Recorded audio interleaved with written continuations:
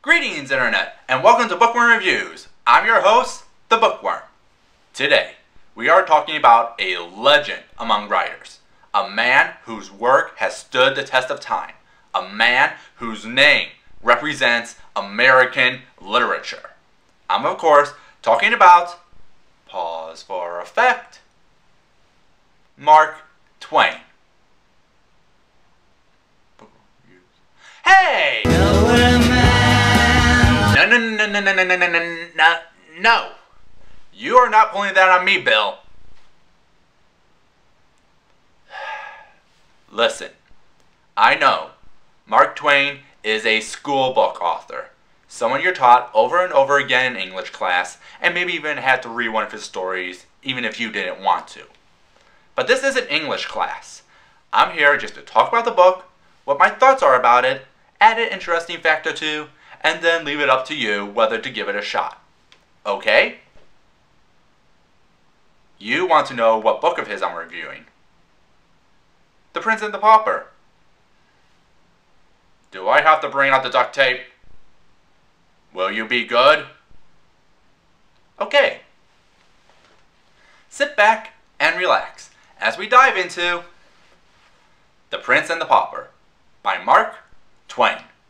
He's a real nowhere man, sitting in his nowhere land, making all his nowhere plans for nobody.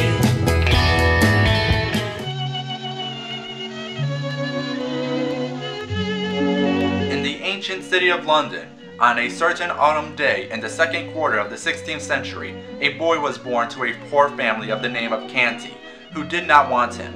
On the same day, another English child was born to a rich family of the name of Tudor, who did want him. All England wanted him too.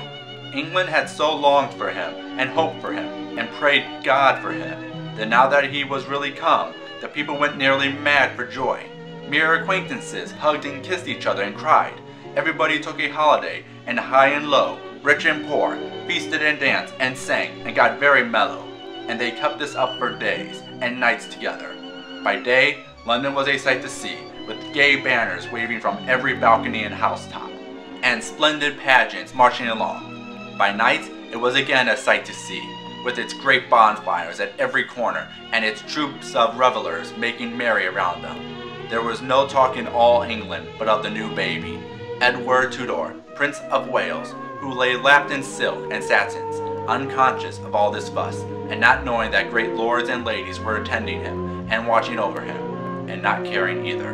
But there was no talk about the other baby, Tom Canty, lapped in his poor rags, except among the family of paupers, who he had just come to trouble with his presence. The tale is about Tom Canty, a pauper. Tom wishes for a better life, not only for him, but his family, who suffers under an abusive father.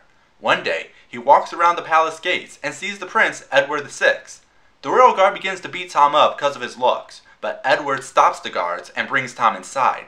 The two exchange words of their lives, fascinated by the others. They notice how very much alike they are, and for fun, exchange each other's clothes.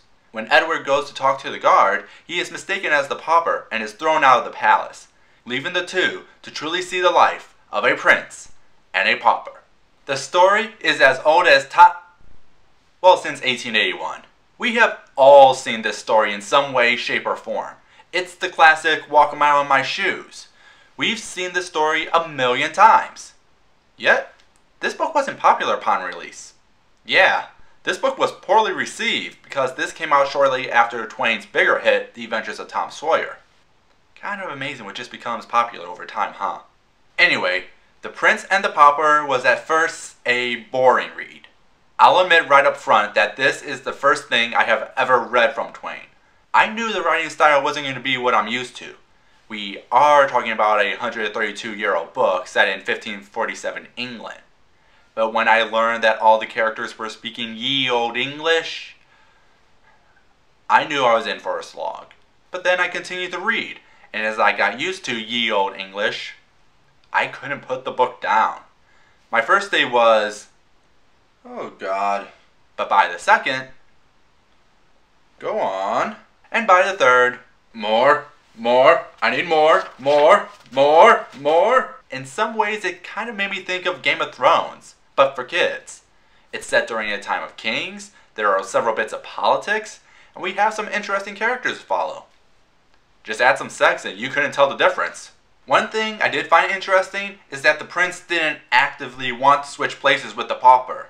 Looking at the many other adaptations, they make it seem the two leads wish to change places. Again, walk a mile in my shoes. But it was all just an accident. The two noticed they looked similar, changed clothes, and then the adults mixed them up. In fact, the two constantly tell the adults they aren't who they think they are, but they won't listen, thinking the boys have come down with memory loss. Which we can find relatable, since how many times do you remember telling adults something but they wouldn't believe you? As for the characters, well, the story focuses more on Edward and his journey as a pauper. Tom at first is the focus, but once he gets what being a king is all about, he is never seen again until the end of the book. Tom's story arc was simply, he wanted a better life. Edward's arc is more showing him the wrongs of the land, not only based on how he looks, but how other people suffer under English law. He just has more meat to sink your teeth into. But my favorite character has to go to Miles Hendon, a supporting character that helps out Edward, not in getting him home, but to keep him safe. He too doesn't believe his story, but plays along till he can get home to help the boy. His story is just as tragic, since he's a nobleman forced to go to war under false pretenses. Now he journeys back home to claim his birthright. But when he gets there, he experiences a lot of what Edward has been going through, leading to some heart-wrenching stuff. I'll admit, when I started this book, I wasn't sure what to expect.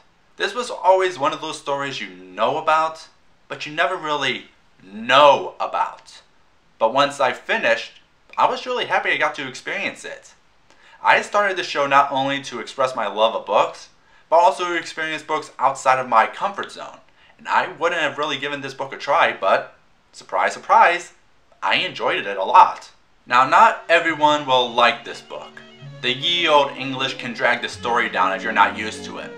But if you take your time, you will find a sweet tale about two boys that look very similar and through a mix-up experiences the other side of life.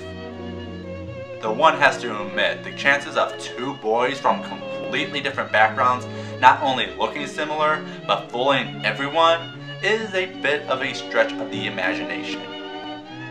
But there is still something here that you might find appealing. I say this is a solid rental if you're curious. What about you, Internet? What's your opinion?